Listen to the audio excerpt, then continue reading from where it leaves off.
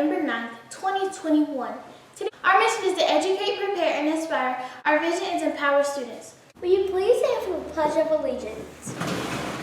I pledge allegiance to the flag of the United States of America and to the republic for which it stands, one nation, under God, indivisible, with liberty and justice for all. We will now have a moment of silence.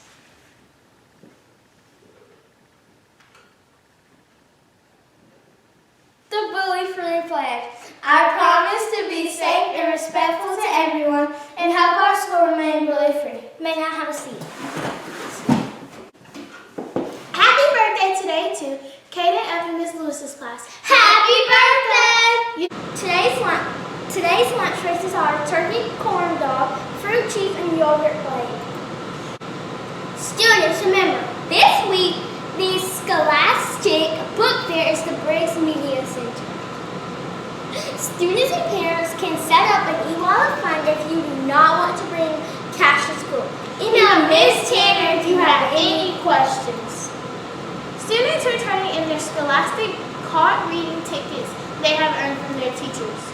The names selected for Monday's Scholastic Scratch-Off tickets are Lyric T, In Ms. Voss's class, Cora P, in Ms. Raquel's class, Tucker H. and Ms. Johnson's class. The names selected for today's Scholastic Scratch-Off tickets are Carter W, And Ms. Mackenzie's class, Olivia S, and Ms. Mackenzie's class, and Haley L. and Ms. News' class. Please come to the library and see Ms. Tanner or Ms. Watts if you want to collect your prize. Students may now bring canned food items to be delivered to the Manor House of Florence. This is for Briggs Early Learning Project students have until November 12th, that's this Friday. To bring in canned food, the class with the highest number of donations gets Extra recess for 3 days. The top classes in the lead with canned food donations are Ms. Brand's first grade class is in the lead with 61 cans. Ms. Voss's second grade class has 53 cans, and Ms. Mackenzie's fourth grade class with 32 cans. It's time for the Daily Barks Foreign Language Word of the Day. Today's words are Spanish. To say grandpa in Spanish, you would say abuelo. On the count of 3, say abuelo. 1, 2, 3. Abuelo. All students that have turned in a Horizon application to Ms. King, please plan to meet her in her room on Wednesday at 1:45. We will now have a holiday headline report from Henley and Mia.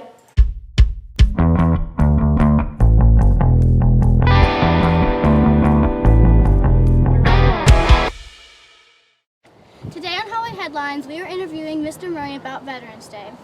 Mr. Murray, why do you have that jacket on? Very good question. This is actually my father's army jacket when he was in Germany in around 1955, 56, or 57. He actually served in the Army as a desk secretary. He had a bad injury when he was in high school, and so the only service that he could really qualify for was to be a secretary. So I used to pick at him and say, you really weren't in the Army, you just typed at a desk. But this is actually his from when he was in the Army. What is Veterans Day? Well, another great question. Veterans Day started to commemorate the end of the Great War. A lot of you know it as World War I, but it wasn't called World War I until there was a Second World War.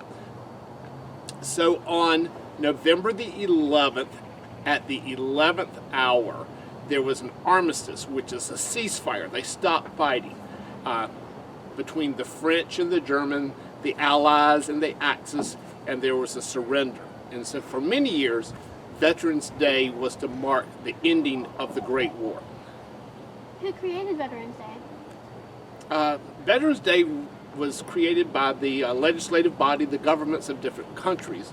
In America, it was called Armistice Day, and then for a while it may have been called Remembrance Day, and then finally we identified it and called it Veterans Day to honor those people who are living today and served in the armed forces. In England, it's still known as Remembrance Day, and they remember all of the fallen soldiers who fought so valiantly in World War I. Do you have any cool facts about Veterans Day? Cool facts? I don't know if I have any cool facts. I think the coolest thing that helps us remember Veterans Day is the 11th day of the 11th month at the 11th hour a.m. in the morning of the year 1918 when the surrender was signed. What were some foods that were in the Army?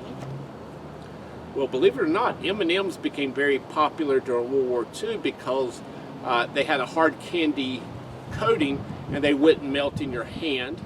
MRIs, which are meals ready to eat, were very popular, still are today. They're sort of freeze-dried, vacuum-sealed dishes. And in college, I had some fraternity brothers that actually were in the reserves, and we would sample some of the MRIs. They're not the best things, but if you're out in the field or in a desert or on a mountaintop, it might be something that you really, really enjoy. Do you have any famous people who served in the military? Not really in my family.